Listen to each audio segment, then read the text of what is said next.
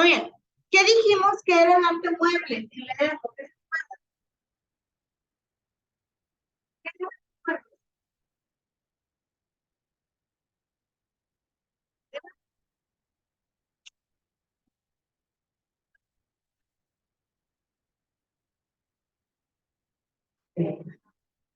¿Qué? La mayoría de las cosas chiquitas o medianitas.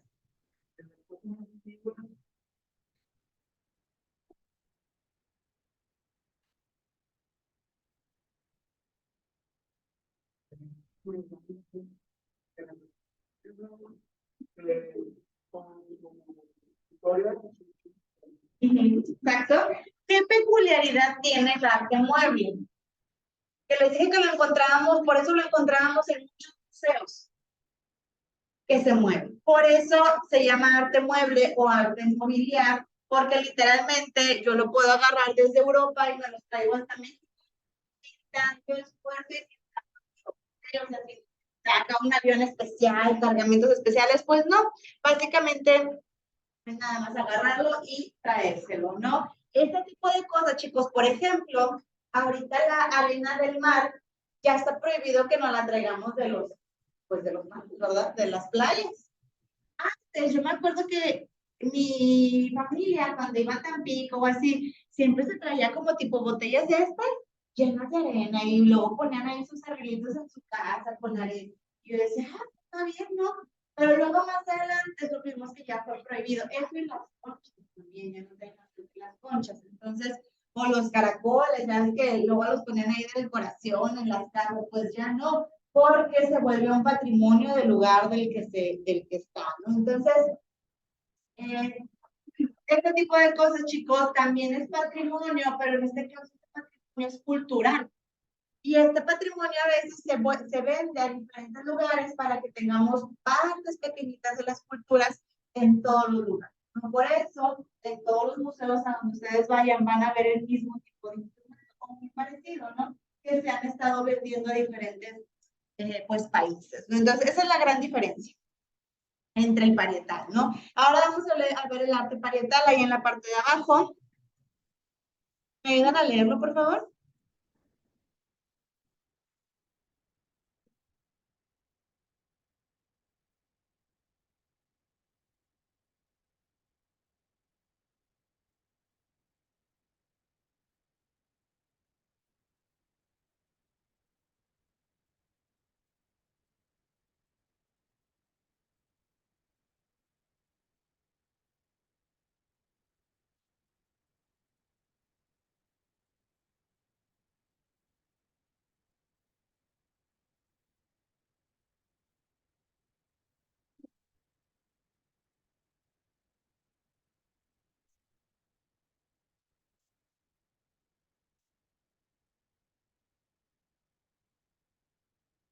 Muy bien.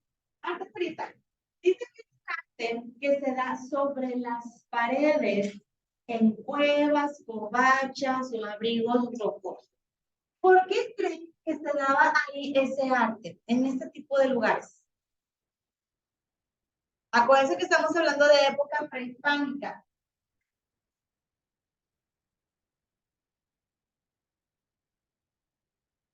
Era su casa, era como su casa, ¿no? Vivir en cuevas, vivir en abrigos rocosos, vivir en covachas o en incluso es cierto como nichitos, o sea, que no estuviera tan profundo. Ahí era donde ellos vivían, chicos, no había nada más en donde ellos vivieran, era el refugio que ellos utilizaban como hogar y pues obviamente como todas las personas tratamos de decorar el lugar en el que estamos o tratamos de dejar una historia de lo que nosotros hemos vivido mientras hemos estado en este nuevo lugar, por así decirlo, ¿no? Es parte de nuestra genética, muchachos, dejar un legado. A veces puede ser un legado impreso o a veces es un legado que camina como el que traje. Ahí entra camino. Eh, Genéticamente los seres humanos tenemos esta necesidad de pasar nuestra información a nuevas personas. Y puede ser de diferentes formas. Hay quienes dicen, yo no me voy a casar. Conozco personas que no se casan, que se dedican toda la vida a estudiar, o que sí se casan pero no tienen hijos, y está pues perfectamente, ¿no? Cada quien decide qué quiere hacer con su vida. Pero esas personas normalmente, les digo, conozco algunos ejemplos de ellos, son esas personas que están dedicados al estudio o al trabajo y quieren dejar su nombre o su legado plasmado en algo. ¿Okay? Tenía yo una maestra en maestría, y la tuve también en licenciatura, que súper, si tú me preguntas, era excelente maestra, pero súper exigente. Te enseñaba mucho, pues sí te enseñaba mucho, pero era súper exigente. Y me acuerdo que la última vez que me dio clase en maestría, creo que faltó una clase porque mi hijo se enfermó o algo así. Y me acuerdo que me dijo, pues es que tienes que decidir qué es más importante. Y yo me le quedé viendo y dije, claramente no es mamá, ¿verdad? Porque obviamente lo más importante va a ser mi hijo, aunque me repruebe la materia por una cuenta, ¿verdad? Dices, bueno, es que hay personas que tenemos diferentes prioridades. Ella, su prioridad siempre ha sido estudiar. Creo que actualmente tiene un doctorado, tiene varias maestrías, es políglota, es decir, habla más de idiomas. Muy buena. Sí, su necesidad de pasar esta información o este legado es por medio de los estudios que ella hace, por medio de las tesis, los libros o los famosos papers o papers o ¿cómo se llama en español? Pues sí, como libros de investigación, ¿no? Cuando investigas sobre un tema, como si fuera una tesis, y concluyes toda esa investigación. Ella es especialista. Entonces, pues esa es la forma en la que ella quiere pasar su legado. Está bien, ¿no? Y habemos otros que por naturaleza, les digo, eso lo traemos en mayoría, pues decimos, pues quiero tener un hijo. Y es eso, chicos, pasar nuestros genes y nuestra información interna combinada con la de otra persona hacia un nuevo ser que cuando crezca, pues entre lo que trae más lo que va a aprender más lo que le sume a otra persona, van a volver a pasar. Y es así como se da la evolución. ¿Okay? Es así como realmente hemos estado evolucionando. Entonces, resulta que mis muchachos, aparte de que claramente se reproducían, también les gustaba dejar información. Dice aquí que se dan casi todas en Europa Occidental y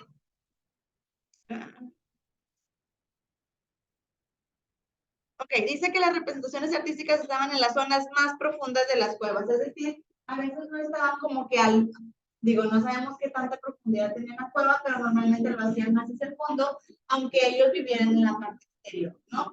¿Qué tipo de imágenes ponían? Dicen aquí que había signos llamados idiomorfos, pero también hacían figuras de animales y que también ponían parte de figuras humanas, ¿ok? ¿Cómo plasmar un ser humano?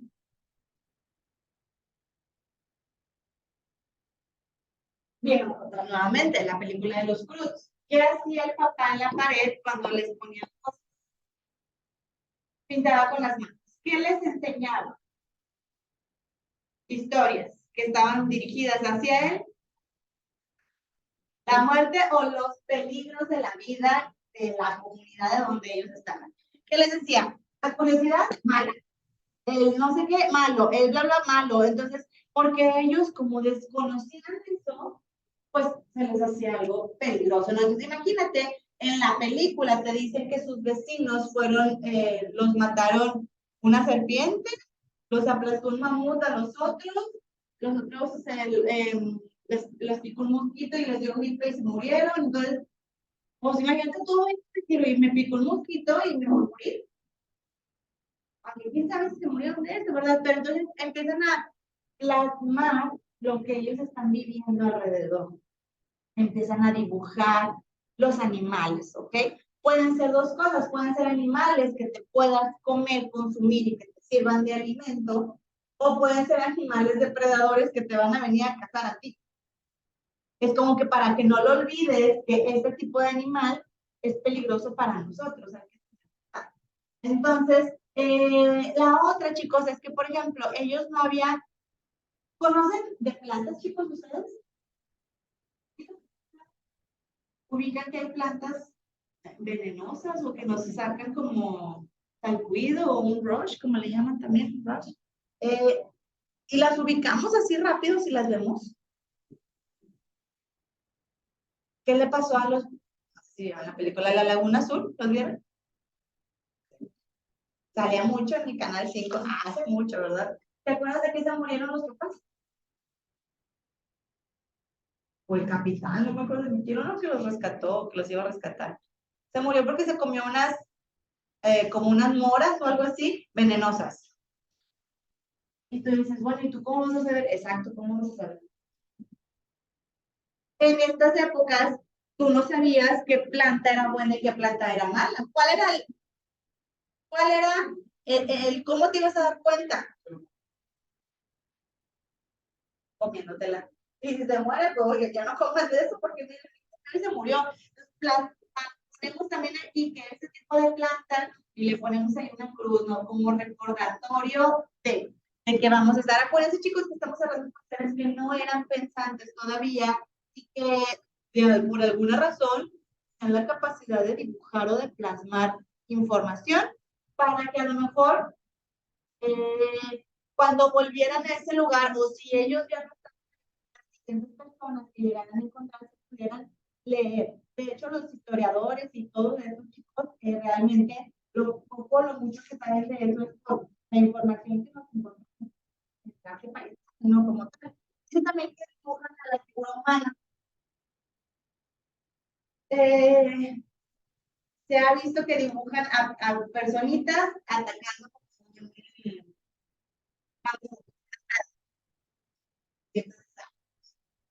Eh, si nos vamos, en la película de la Era del Hielo también pasan algo así, pero en la película obviamente lo animan, ¿no? Y te ponen ahí.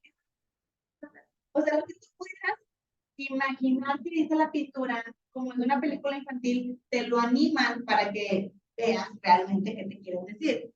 Pero eso, las luchas o las batallas que ellos tenían, si nos vamos a los Cruz, casi al final de la película, cuando ya se está derrumbando todo y que te queda solo el papá. ¿Se acuerdan que dibuja? Dibuja a todos los integrantes de la familia, luego se dibuja a él como con unos brazos grandototes, así como alcanzándolos o protegiéndolos. ¿Por qué hizo eso si ya se iba a morir? Oye, córrele, pélate. No, se detuvo a plasmar algo en la pared. Entonces dicen, ay, me trajo, es que le hace de emoción, ¿verdad? Porque es una película. Era la necesidad de decir que esa era su familia, que esa era su legado, que esa era todo lo que él tenía, aunque incluyera la suegra. Si la vieron, sabrán que la suegra y él no se llevaban bien, quién sabe. Pero hasta la actualidad sigue siendo ese dicho muy famoso. Entonces, chicos, el arte parital se da en las zonas rocosas y se da en base a en base a estas cuestiones para pintar animales, signos idiomorfos y figuras humanas, ¿ok? En donde nos trataban de contar una historia, o eso nos dicen hoy los historiadores y los investigadores, ¿no? Trataban de contarnos la historia y su día a día. Para la elaboración del arte parietal hay varias técnicas de elaboración. Dice que no hay arquitectura, solo se han llegado hasta nosotros, solo han llegado hasta nosotros esculturas y dibujos en piedra o hueso. Los dibujos eran de dos tipos, grabados o pintados, y las esculturas podían ser estatuillas o relieve. No hay... Ellos vivían sobre un techo, sí, pero un techo que ya se encontraban ahí. Es como cuando nosotros nos pesca la lluvia en la calle, ¿y qué hacemos? Buscamos un refugio, aunque sea chiquitito. A veces te estás mojando de los pies todas horas, pero te estás tapando la cabeza. Eso hacían ellos. Buscar un refugio del agua, buscar un refugio del frío buscar un refugio hasta del sol, porque también el sol en algún momento se vuelve complicado, ¿no? Entonces, del calor. Entonces, así fuera chiquita, ellos y decían, oye,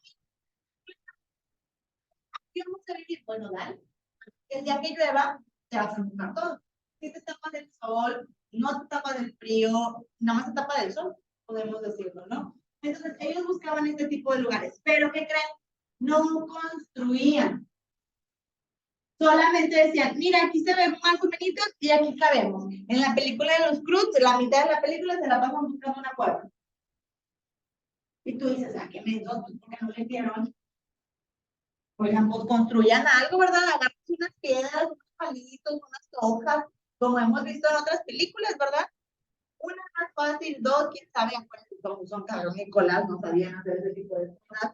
Eh, y por eso ellos buscaban un lugar ya hecho para poderse refugiar. No había construcción de cosas, no había nada que ellos crearan, solamente se adaptaban a lo que ya había. Entonces, en estas épocas prehispánicas, no hay, o en el arte antiguo, no existe la arquitectura como tal. Dice que llegaban a tener dibujos, unos de ellos eran grabados, unos eran pintados, y la parte de las esculturas eran estatuillas que ayer les dije que eran como pequeñas figuritas, eran pequeñas, no crean que eran unas estatuas, por eso se llaman estatuitas o estatuillas, y las otras dicen que eran relieve, ahorita vamos a explicar de relieve también. Dice que la primera técnica que se usaba en el arte parietal era por medio de la pintura, y esta es la más común, yo creo. Dice que en la pintura se usaban uno o dos colores que se obtenían con pigmentos minerales, el manganeso para el negro y el ocre para el rojo o el amarillo, u orgánicos como el carbón para el negro. Con un aglutinante orgánico como resina o grasa se podían simular raíces más claros raspando la roca. Los colores se untaban directamente con los dedos, también se podían escupir la pintura sobre la roca como un tipo aerosol bucal, y en ocasiones se usaban lápices, que básicamente eran ramas quemadas con las que se tiznaba la pared, y bolas de colores minerales aglutinantes con resina, o pinceles rudimentarios como las escobillas o estropajos, o fibras vegetales o animales. A veces se aprovechaban bultos o hendiduras en la pared para dar una sensación de volumen. Pintura. La técnica, bueno, para empezar, ¿de dónde sacaban colores? En los Cruz, ¿se acuerdan de dónde agarra? No, no me acuerdo cómo se llama, el papá, ¿de dónde agarra algo para pintar? Ya dijimos que pintaba las paredes, sí. ¿De dónde lo agarraba? Sí, pero ¿de dónde? Lo agarraba como del suelo.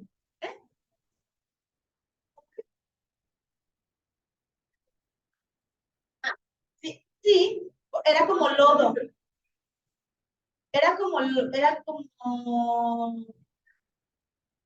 pues sí, o sea, cuando ya lo plasma se ve rojo, obviamente no es sangre, que ojo, la sangre también lo utilizaban como pintura, pero en este caso, en la película, él se ve como que agarra la tierra y luego como que la hace, como que la aplasta y luego ya pinta la película. Pero puede ser que sea un tipo lodo o un tipo barro, que nada más lo hace más ligerito, suavecito con sus manos, y ahora sí ya se pone ahí a pintar. Entonces, ¿de dónde sacaban los colores? Pues de la naturaleza, de lo que tuvieran a la mano.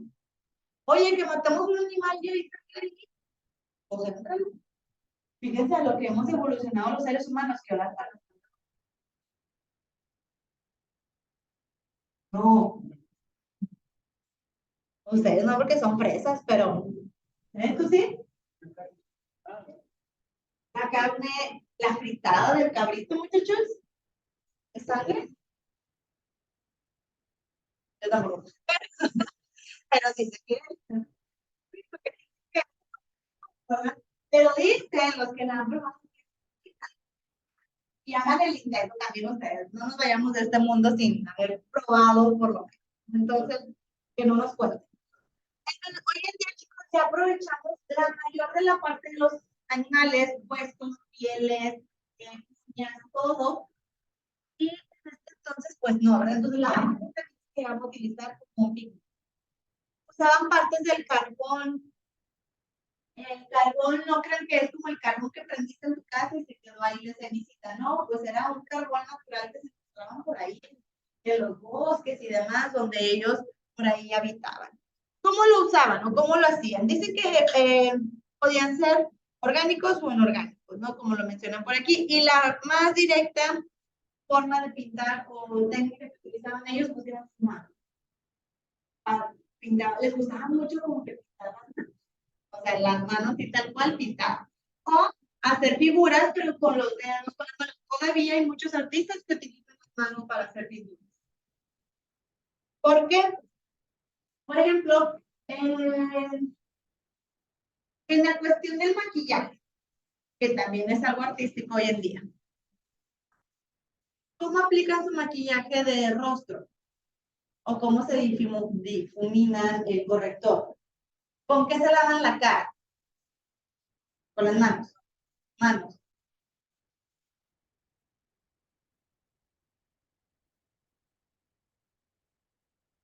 Esponja, ¿ok? Igual. ¿Te lavas la cara? ¿Cómo te dicen? ¿Ok? Hay aparatitos que te venden para que limpies. Hay 1000 productos de esponjas y de 1000 colores y 1000 tipos para que te difumines. He escuchado que dicen, es bueno que lo hagas así. Y otras veces he escuchado que dicen, no, utiliza las manos. No hay mejor, o más bien, no hay nada tan delicado como nuestras manos para tallar nuestro rostro. Al momento de lavarlo, ¿verdad? Supuestamente. Y hay otros que te dicen, no, pues para ti. Bueno, dependiendo, ya va a depender de 500,000 millones de tipos de piel, ¿verdad? Entonces, pues va a depender de tu tipo de piel, de lo que tú quieras o del efecto que quieras lograr.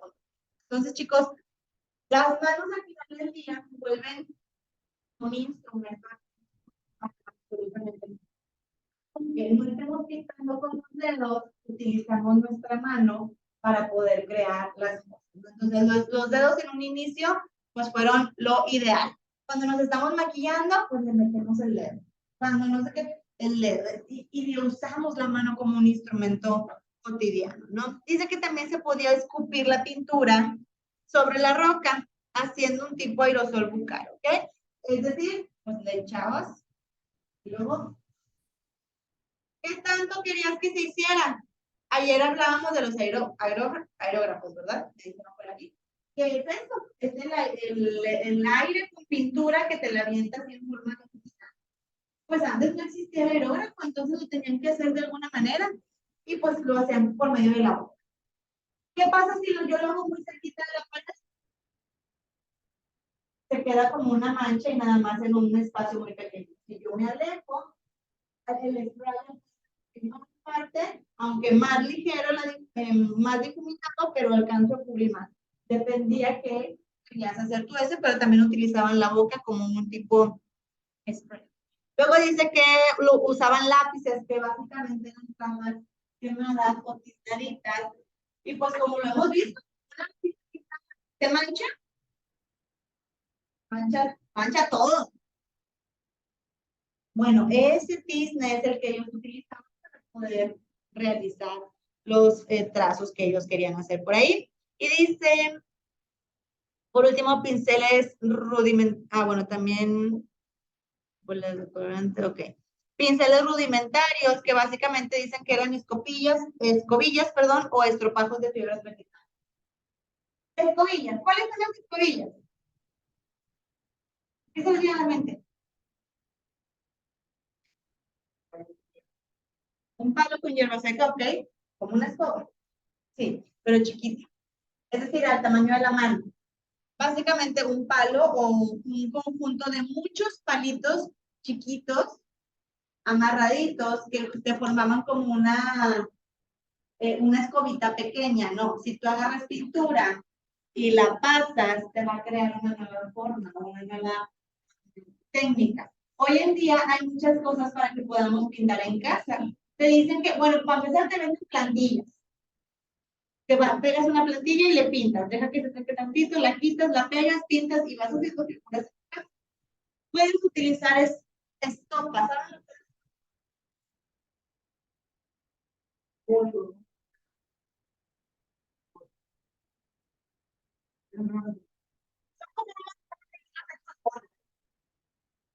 Y usan las papas, normalmente la usan mucho en los talleres, porque es muy buena absorbente de grasa.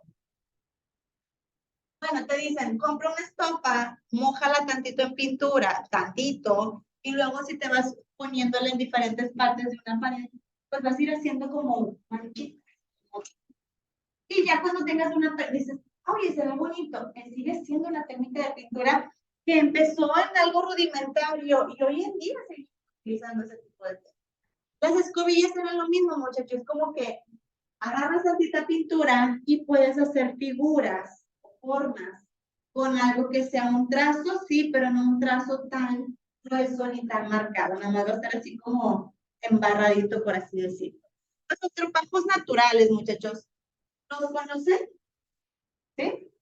¿Han visto la planta de estropajo? ¿No? ¿Tú sí?